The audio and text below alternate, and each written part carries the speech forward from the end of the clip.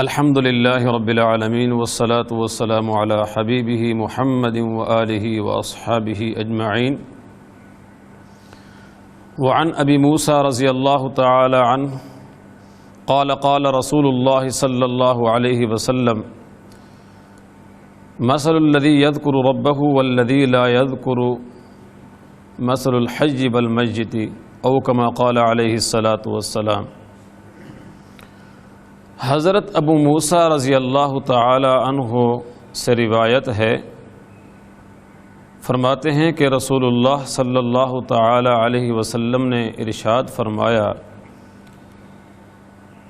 کہ اس شخص کی مثال جو اپنے پروردگار کا ذکر کرتا ہے اور جو ذکر نہیں کرتا، ان دونوں کی مثال زندہ اور مردے کی ہے۔ یہ انسان در حقیقت دو چیزوں سے مرکب ہے، ایک انسان کا ظاہری جسم اور دوسرا روح۔ ظاہری جسم مادی ہے، مٹی سے بنا ہے۔ اللہ رب العزت نے اس کی ضروریات کی تکمیل کے جتنے بھی ذرائع ہیں ان تمام کو بالواسطہ یا بلا واسطہ مٹی سے منسلک فرما دیا۔ جس طرح ظاہری جسم کو ہم طاقتور بنانے کے لیے اچھی غذا کا استعمال کرتے ہیں، اس کی صحت اور بیماری کا خیال رکھتے ہیں، ہر اس چیز سے پرہیز کرتے ہیں کہ جو مضر صحت ہو، یعنی اس کی صحت اور بیماری کا ہر وقت خیال ہوتا ہے۔ ظاہری طور پر جسم کو خوبصورت بنانے کے لیے طہارت کا بھی خیال رکھتے ہیں اور اچھا لباس استعمال کرتے ہیں، خوشبو کا استعمال کرتے ہیں۔ اسی طرح باطن یعنی روح، اس کو بھی بیماری لگتی ہے، وہ بھی صحت مند اور توانا رہتا ہے، اس کی بھی غذا اور دوا ہے، اور وہ کمزور بھی ہوتا ہے، اس کو بھی موت آتی ہے۔ جس طرح ظاہری جسم کی ہم غذا اور دوا کا خیال نہ رکھے تو اس کو موت آ سکتی ہے اور وہ مر سکتا ہے، اسی طرح جو روح ہے اس کی اگر ہم نے صحت کا خیال نہ رکھا، اس کی نشو و نما صحیح طریقے سے نہ ہوئی، اس کی تربیت صحیح طریقے سے نہ ہوئی تو وہ بھی مر سکتا ہے، اس کو بھی موت آ سکتی ہے۔ روح کی موت اللہ کی یاد سے غفلت ہے، اللہ کی نافرمانی ہے، اور روح کی حیات اللہ کی فرما برداری اور اللہ کی یاد میں ہے۔ کسی شاعر نے بڑی خوبصورت بات کی تھی،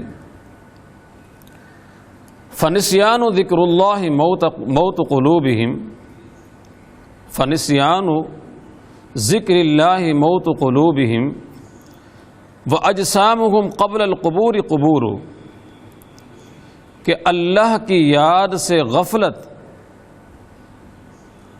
یہ دلوں کی موت کا ذریعہ بن جاتی ہے، اس سے دل مر جاتے ہیں۔ اور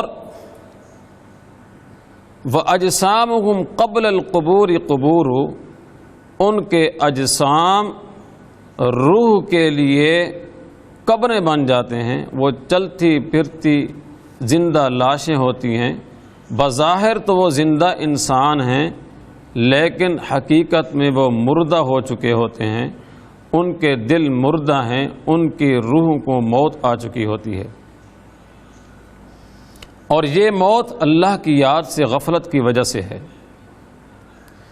قرآن کریم میں اللہ رب العزت نے ارشاد فرمایا فَإِنَّكَ لَا تُسْمِعُ الْمَوْتَى وَلَا تُسْمِعُ الصُّمَّ الدُّعَاءَ إِذَا وَلَّوْا مُدْبِرِينَ،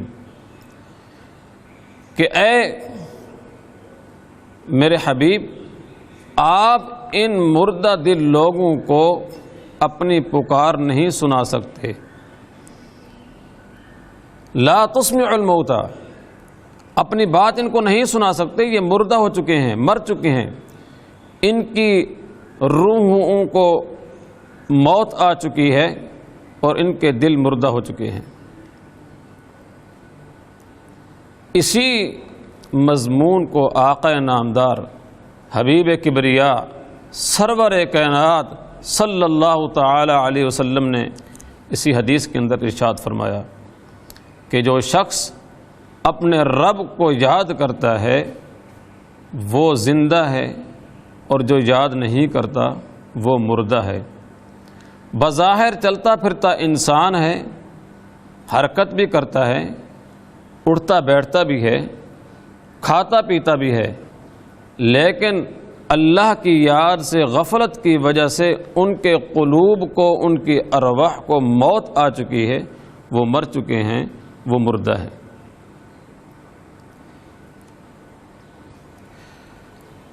ملا علی قاری رحمہ اللہ تعالی اس حدیث کے دو مطلب ارشاد فرماتے ہیں.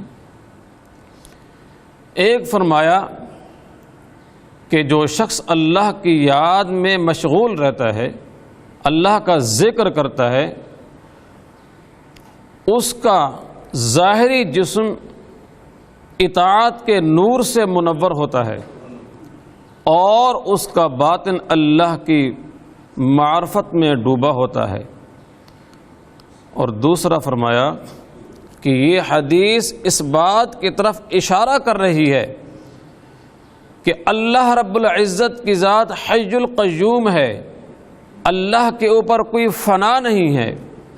جو شخص اللہ کی یاد میں مشغول رہے، اللہ کی یاد سے، اللہ کے ذکر سے وابستہ ہو جائے، اس کو بھی موت نہیں آتی، اس کے اوپر بھی فنا نہیں ہے، وہ مرتا نہیں ہے، بلکہ وَلَٰكِن يَنْتَقِلُ مِن دَارٍ إِلَىٰ دَار، وہ دار الفنا سے دار البقاء کی طرف منتقل ہو جاتا ہے.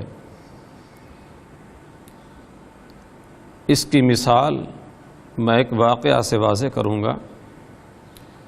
غزوہ احد کے اندر حضرت عبداللہ بن عمر، یہ حضرت جابر رضی اللہ تعالی عنہ کے والد ہیں، اور دوسرے حضرت عمر بن جموح رضی اللہ تعالی عنہ، یہ وہ صحابی ہیں کہ جنہوں نے آقا علیہ الصلاۃ والسلام سے اجازت لی تھی، اور یہ ایک پاؤں سے لنگڑے تھے، اور آقا علیہ الصلاۃ والسلام نے اس کے لنگڑے پن کی وجہ سے اجازت نہیں دی. پھر انہوں نے اجازت لی کہ یا رسول اللہ، میری تمنا ہے کہ میں جنت کے اندر اپنے اس لنگڑے پاؤں سے چلوں پھروں. اور اسی کے اندر وہ لڑتے لڑتے جام شہادت نوش کر گئے. حضرت عبداللہ بن عمر حضرت جابر کے والد اور حضرت عمر بن جموح رضی اللہ تعالی عنہ کو ایک ہی قبر میں دفن کیا گیا. 40 سال یا کم و بیش بعد ان کی قبروں کے ساتھ ایک سیلابی جو نالہ ہے وہ بہتا تھا، وہاں سے پانی آیا، ان کی قبروں میں داخل ہونے لگا. تو وہاں سے ان کی قبروں کو کھود کے ان کے اجسام کو جب نکالا گیا تو حضرت جابر فرماتے ہیں کہ میرے والد کا جو جسد مبارک ہے وہ ایسا نظر آ رہا تھا کہ جیسے ابھی سوئے ہوں. اور انہوں نے یہ بھی فرمایا کہ میں نے ان کو جو کفن دیا تھا وہ ایک دھاری دار چادر تھی اور وہ چھوٹی تھی، منہ کو ہم نے ڈھانک دیا تھا اور پاؤں کی طرف پتے ڈال دیے تھے. عجیب بات یہ ہے کہ چادر بھی ویسی کی ویسی ہی رکھی ہوتی اور وہ پتے بھی ویسے رکھے ہوئے تھے. اور حضرت عمر بن جموح رضی اللہ تعالی عنہ کو منہ پر ایک زخم لگا تھا اور ان کے زخم کے اوپر ان کا ہاتھ ایسے رکھا ہوا تھا. جب ان کے زخم سے وہ ہاتھ ہٹایا گیا تو خون بہنے لگا. تو یہ وہ لوگ تھے مثل الذی یذکر ربہ، کہ یہ وہ لوگ تھے کہ جو اپنے پروردگار کے ساتھ تعلق کو مضبوط بنائے ہوئے تھے، اللہ کی یاد سے غافل نہیں ہوتے تھے اور اللہ کا ذکر بھی کثرت سے کرتے تھے، کہ ان کی جو اجسام ہیں 46 یا 40 سال کے بعد بھی ان کو مٹی نے کچھ نہیں کہا بلکہ ان کی اجسام کی حفاظت کی. سن 1929 کا واقعہ ہے. عراق کا بادشاہ تھا، اس وقت عراق کے اندر بادشاہت تھی. وہاں حضرت جابر بن عبداللہ رضی اللہ تعالی عنہ کے جو والد تھے،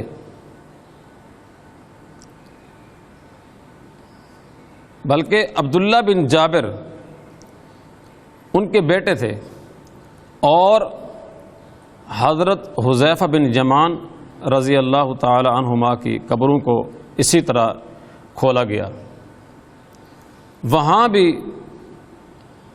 واقعہ کو میں مختصر کر رہا ہوں. وہاں بھی ایسے ہی تھا، حج کے موقع پر کھولا گیا، بڑا ازدحام وہاں پہنچا، اور جب قبروں کو کھولا گیا تو ان کے اجسام مبارک 1300 سال بعد ویسے کے ویسے رکھے ہوئے تھے. وہاں ایک ڈاکٹر تھے جو آئی اسپیشلسٹ تھے اور کافر تھے. انہوں نے جب ان کی آنکھوں کا معائنہ کیا تو کہنے لگے کہ ان کی آنکھوں کے اندر وہی چمک باقی ہے جو ایک زندہ شخص کی آنکھوں کی چمک ہوتی ہے. اور وہ یہ دیکھ کر مسلمان ہو گئے. ہزاروں لوگوں نے یہ منظر دیکھا، اس میں کافر بھی تھے اور مسلمان بھی تھے.